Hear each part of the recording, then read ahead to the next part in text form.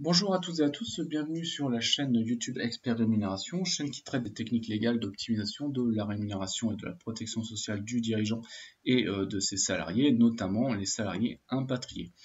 Dans cette vidéo, nous allons parler de l'impact de la prime d'impatriation sur le revenu imposable des impatriés et nous prendrons comme exemple le cas Neymar. Vous pouvez retrouver donc cet article sur le blog www.expert-rémunération.com, rubrique optimiser sa rémunération, et vous cliquez sur prime d'impatriation. Cette vidéo devrait tout naturellement intéresser les journalistes, les joueurs, les agents de joueurs, les conseillers fiscalistes ainsi que les conseillers en gestion de patrimoine. Venons-en directement au cas Neymar. Donc Neymar devrait avoir un salaire net de 30 millions d'euros par an versé par le PSG, ce qui génère un coût global pour le PSG de 43 millions d'euros par an, avec notamment 13 millions d'euros de charges sociales qui vont bénéficier à l'État français pour la sécurité sociale, retraite, maladie notamment. Alors en quoi consiste la prime d'impatriation? Donc pour le joueur, l'avantage réside dans le fait qu'il va bénéficier d'un abattement de 30% sur sa rémunération imposable. Donc pour Neymar, on serait sur un impôt sur le revenu de environ 12 millions d'euros par an, ce qui générerait bien évidemment un salaire net après impôt de 18 millions d'euros par an. Et ce, pendant la durée qu'il va rester, dans la limite de 8 années. Donc si il reste 5 ans, il va bénéficier de cet avantage pendant 5 ans. Si on compare par rapport à un joueur français qui aurait une rémunération équivalente de 30 millions d'euros. Donc le coût global pour le PSG resterait le même. Par contre, l'impôt sur le revenu pour le joueur français serait bien plus important. Il serait de environ 5 millions d'euros supplémentaires.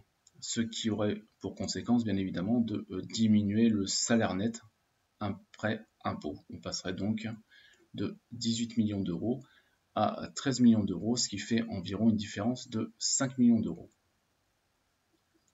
Donc Neymar va pouvoir bénéficier de cet avantage pendant toute la durée de son séjour en France. Imaginons qu'il reste 5 ans, il va bénéficier d'un avantage, d'une réduction d'impôt de 25 millions d'euros pendant 5 ans par rapport à un joueur français d'origine.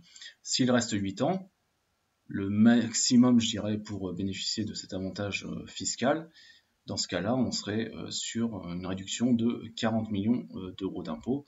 C'est donc bien plus intéressant que de monter un montage illicite de type offshore, comme a pu le faire Messi.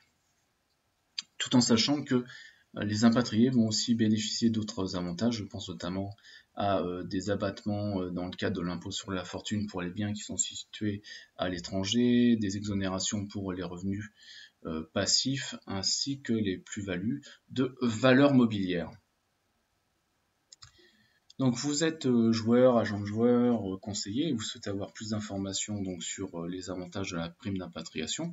Je vous invite à descendre en bas de l'article et à remplir le formulaire en indiquant votre nom, votre email, votre numéro de téléphone, ainsi que pourquoi vous souhaitez nous contacter. Puis vous cliquez sur envoyer et nous vous mettrons en relation directement avec des experts fiscalistes. Encore une fois, vous retrouvez donc cet article sur le blog www.expert-rémunération.com. Vous cliquez sur la rubrique optimiser sa rémunération et sur le lien prime d'impatriation. Je vous invite à télécharger gratuitement la liste des 25 techniques d'optimisation de la rémunération et de la protection sociale du dirigeant en cliquant sur le lien qui s'affiche. Je vous remercie pour votre attention et vous dis à bientôt pour une nouvelle vidéo. Au revoir.